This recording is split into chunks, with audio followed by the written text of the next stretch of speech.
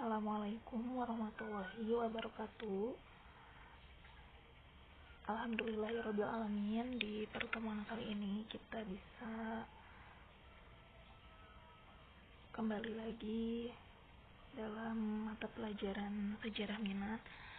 Semoga ibu doakan anak-anak semua selalu dalam keadaan sehat walafiat dan bisa terus mengikuti pembelajaran dari ini dengan disiplin.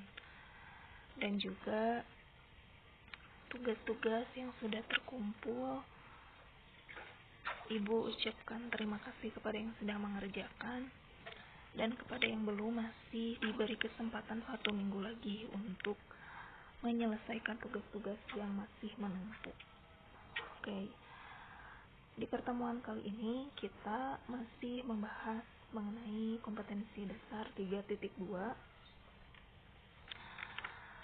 yang 2 minggu sebelumnya itu sudah ibu share mengenai artikel globalisasi, dan sekarang lebih membahas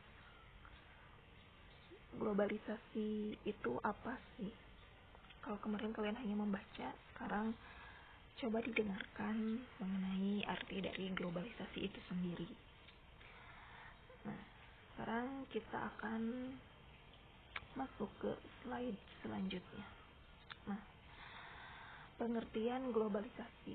Jadi globalisasi di sini merupakan asal katanya itu dari globe, atau bahasa Inggrisnya itu globalization, yang artinya bola dunia atau mendunia. Maksudnya apa sih, Bu? Nah, jadi kalau menurut sosiologi, globalisasi itu suatu proses di mana antar individu, antar kelompok, dan antar negara saling berinteraksi, bergantung, terkait, dan memengaruhi satu sama lain yang melintas batas negara. Seperti kita tahu bahwa di tahun 2020 ini globalisasi memang sudah ada, di mana kita akan saling terhubung dengan teman kita melalui media sosial, baik itu yang ada di luar kota maupun di luar negeri. Sekarang jika kita misalnya memiliki teman yang pindah ke luar negeri, kita masih tetap bisa terhubung, misalnya dengan chat, dengan video call, live streaming. Nah, itu merupakan contoh dari adanya globalisasi. Salah satu contoh di mana kita bisa saling berinteraksi, terkait satu sama lain dengan tidak terbatas oleh ruang dan waktu. Contoh yang lain, misalnya ketika di Palestina sedang terjadi perang, maka kita tahu yang terjadi di Palestina itu seperti apa, karena kita bisa melihat kejadian tersebut lewat berita yang disiarkan. Itu contoh lain juga dari globalisasi. Maka di sini diartikan bahwa globalisasi ini proses di mana antar individu, antar kelompok, dan antar negara saling berinteraksi, bergantung, terkait, dan memengaruhi satu sama lain yang melintas batas negara. Jadi sudah paham ya mengenai globalisasi. Bisa dilihat dari ilustrasi gambar ini, di mana ini ada globe, ya, bola dunia, dan di sini terdapat berbagai macam-macam ras atau bermacam-macam jenis suku bangsa yang saling terkait satu sama lain. Masuk ke slide selanjutnya. Nah, di sini ada karakteristik globalisasi. Yang pertama, jika dilihat dari aspek kultural, globalisasi ini meningkatkan interaksi kultural melalui perkembangan media massa seperti televisi, internet, film, musik, maupun berita skala internasional.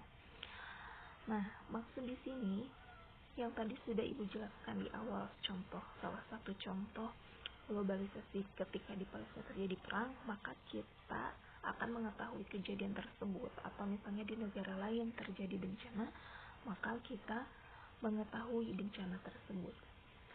Nah, aspek kultural pun bisa kita ketahui dengan adanya televisi, internet, film, musik, maupun berita skala internasional.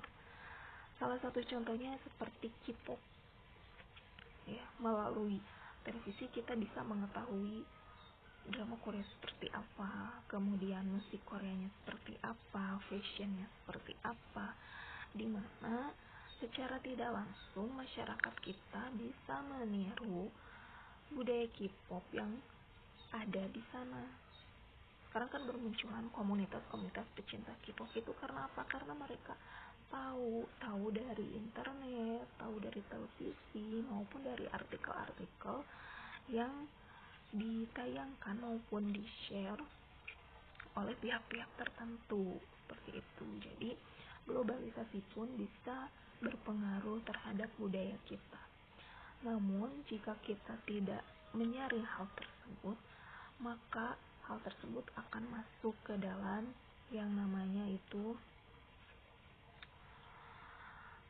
westernisasi, ya. Westernisasi.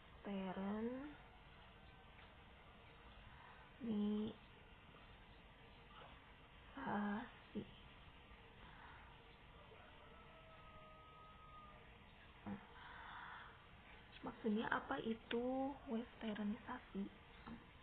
Jika kita tidak mampu menyaring hal-hal yang diberikan oleh globalisasi, maka kita akan masuk ke yang namanya westernisasi. Westernisasi itu merupakan, secara singkatnya atau secara sederhananya adalah kehidupan yang kebarat-baratan, di mana kita meniru secara gamblang kehidupan atau budaya orang-orang luar tanpa memfilter dan tidak menyesuaikan dengan budaya yang ada di Indonesia. Maka dari itu, walaupun kita sudah memasuki kehidupan yang globalisasi ini, akan tetapi ada baiknya kita bisa memfilter hal-hal apa saja yang sesuai dengan budaya di Indonesia, sehingga westernisasi itu tidak akan terjadi. Sebab apa? Sebab ketika westernisasi ini masuk ke dalam diri seorang, maka diri seorang memang akan berperilaku seperti orang-orang di luar negeri sana, misalnya berpakaian yang mini, kemudian gaya hidup atau lifestyle yang bebas atau freedom gitu ya, misalnya ke klub, minum, seperti itu kan lifestyle-nya orang-orang luar. Nah, itu sudah masuk ke tahap westernisasi.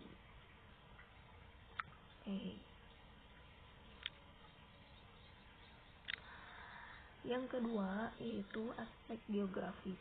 Nah, jika dilihat dari aspek geografis ini, maka globalisasi karakteristiknya adalah adanya perubahan dalam ruang gerak dan waktu. Contohnya ketika pergi ke suatu tempat, kita akan menjadi lebih cepat.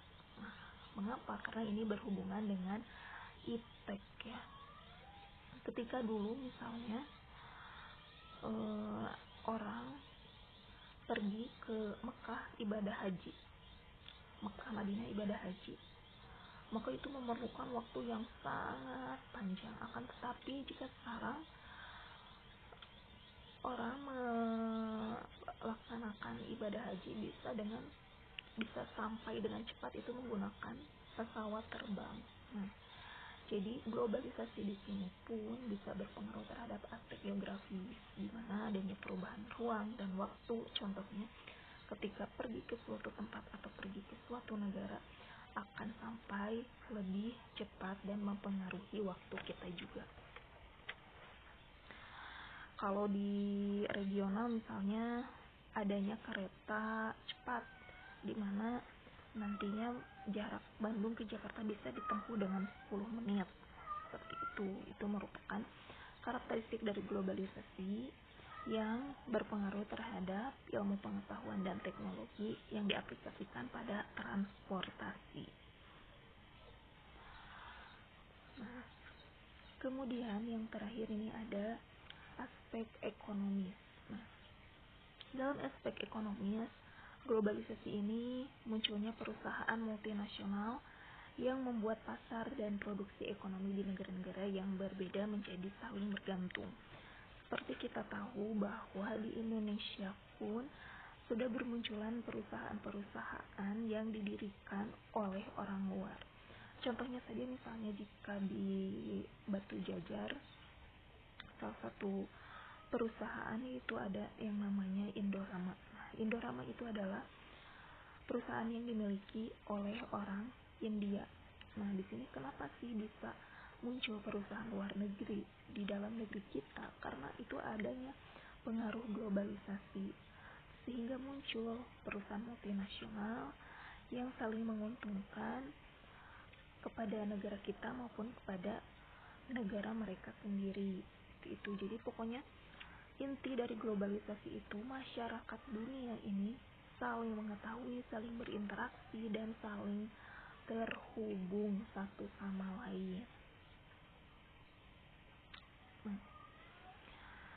Dan yang terakhir di sini ada hubungan globalisasi dengan teknologi.